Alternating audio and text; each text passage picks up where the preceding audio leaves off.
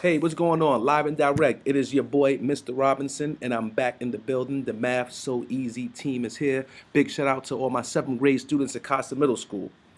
Okay, today we're going to do a little bit different, a little something different. Excuse me. We're going to get away from the actual math, and I'm going to have a brief discussion with you about what we are doing and where we are in seventh grade math as far as education. Um, about a month ago, I decided that I would really truly try to flip my classroom. And I always play with it a little bit, but this year I'm going full force. And I kind of want my students to know what we're doing. We're not just shooting videos and looking at videos and you're learning, but there's an actual it's a whole idea around this. So my seventh grade students, what you are a part of, you are a part of a flipped classroom. Now, why do we call it a flipped classroom? The whole concept behind a flipped classroom is you listening to a lecture at home. Sometimes you'd be very unfamiliar with the lecture, maybe new material. You listening to a lecture at home and you coming in class the next day ready to work. So we're flipping it. So instead of me standing in front of you, lecturing to you, teaching you how to do something, I'm going to do that via video. And then when we come in class, I don't have to lecture to you because you've seen the video already. You've probably done an example of what we're going to do already. And then in class time, it's straight time to work.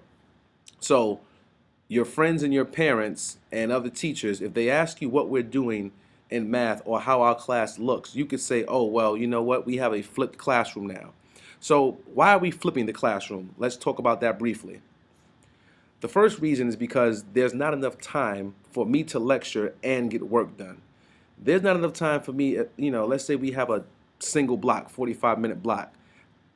The level of math that you guys are going to be responsible for, there's not enough time in that period, and sometimes even two, for me to lecture to you, teach, answer questions, then for us to get work done. Because what happens is, not everyone understands the lecture, and then when you get home and try to do the homework, you're lost because there's something that you missed during the lecture.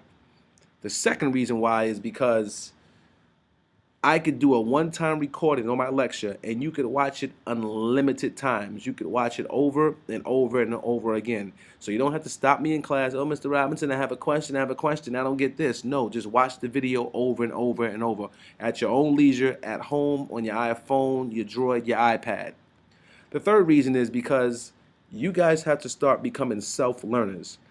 YouTube, Vimeo, and there's quite a few social media outlets out there where you can learn anything you want to on your own. That's where education's going.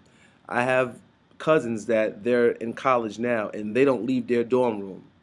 A lot of their classes they take online. I myself, I took a lot of classes online where I don't leave my house. I make my coffee, I'm still in my robe, and I get my education credits online. So you guys have to learn how to become self-learners. And the last but not least, traditional learning is boring. Am I a candid guy? Yes. Am I good looking? Yes. But that don't mean that you want to see me up there talking to you in class. It doesn't mean that. Who wants to sit down and have me in front of the room and you listen to me, blah, blah, blah, blah, blah, blah, blah. Half of the time you're not listening. Someone's distracting you, talking to you. Someone else is sleeping. I'm telling this person to be quiet. I'm telling you to wake up. I'm telling you stop throwing things. And it's distractions, all right? So it's boring. No one wants to see me up there teaching you what to do. You don't want to stay up there listening to me. I know you don't, even though I'm just that cool of a guy. So instead of that, get the lecture one-on-one. Watch the video yourself, earphones. It's just me and you. You watch the video, no distractions, watch it again, and then by the time we come to class, you know what to do already. Or at least you have an idea. And then at that time, I'm not lecturing. Basically, I'm just giving you support. So that's what we're doing, guys. You are a part of the flipped classroom. Once again, why is it called flipped? Because the lecture is done at home on your own time, and when we get inside the classroom, that's when we do the heavy lifting and the hard work. So your homework tonight is to write a paragraph. And don't tell me you don't know how to write a paragraph. Don't tell me, oh, Mr. Robinson, this is math. We're not supposed to be writing. You write everywhere. Write a paragraph on what the flipped classroom is, what's the concept, and why we're doing it, and whether you like it or not. So there's three things that need to be in there. What is the flipped classroom theory? What is it all about? The second thing is, why have I decided to do it? And the third thing is, do you like it or not? All right? And if we have trouble writing paragraphs, then I'm going to have to holler at Miss Hunt. All right? And I'm out. So like I said, that's your homework. I expect to see a paragraph tomorrow, or maybe even 2 paragraphs. It doesn't matter. But just make sure it's neat and it's legible.